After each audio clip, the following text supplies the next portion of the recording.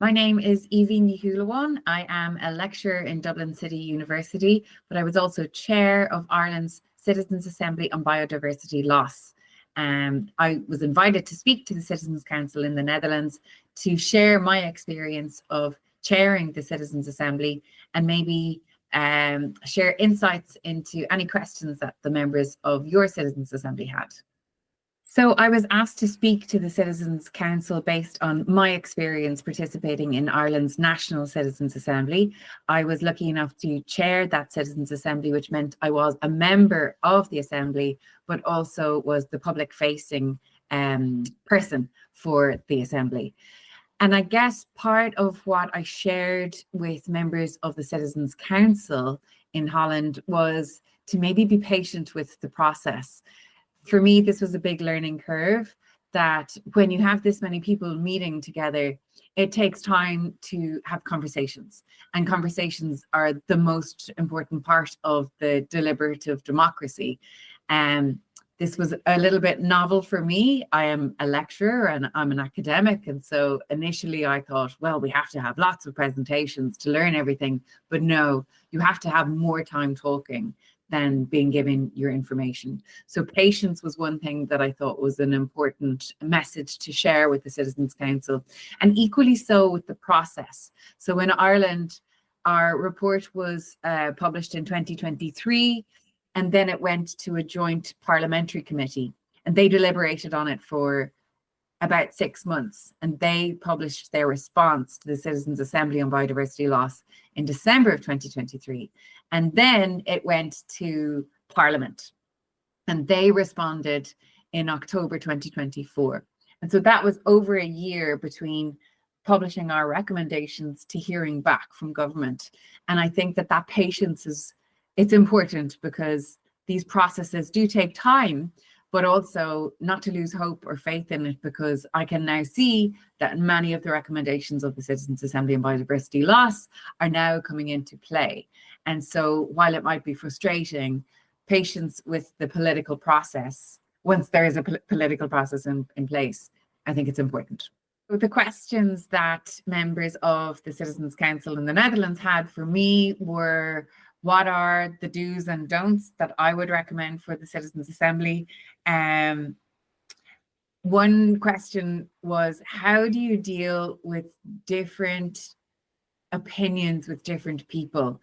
And this was something that I think it's really important in any deliberative democracy process, but this is where the conversations need time.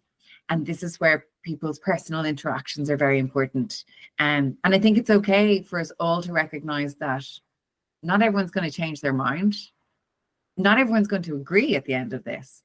But once everybody got to express themselves and we go with the majority, I think that's the important part of it. What else did they ask? They asked how long our process was, and our process went on for almost 9 months. And they also asked how specific the question was that we were dealing with.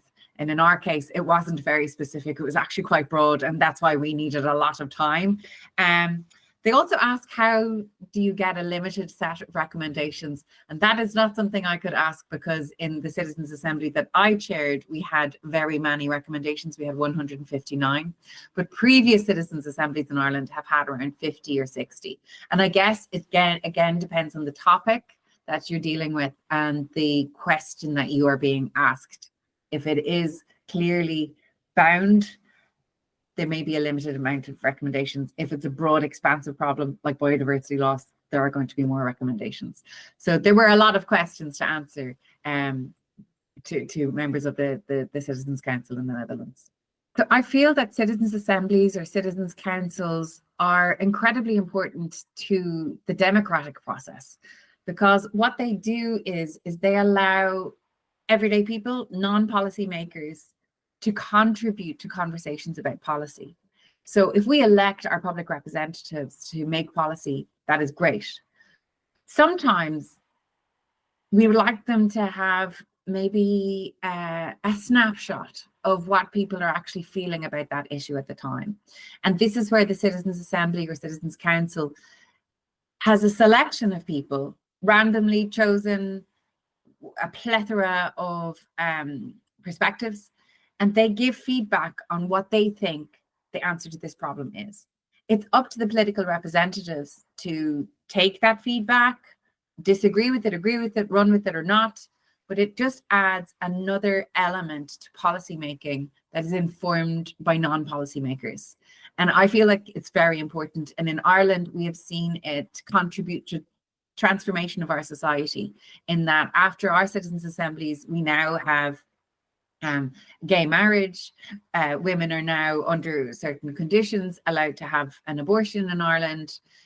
There are other changes that came about. We have a climate action plan that came about from another citizens' assembly. So we have seen a lot of changes come from letting the people consider a topic in all of its entirety, giving them the time and the space to think about it, to talk about it, and then to feed back to our politicians what they would like to do.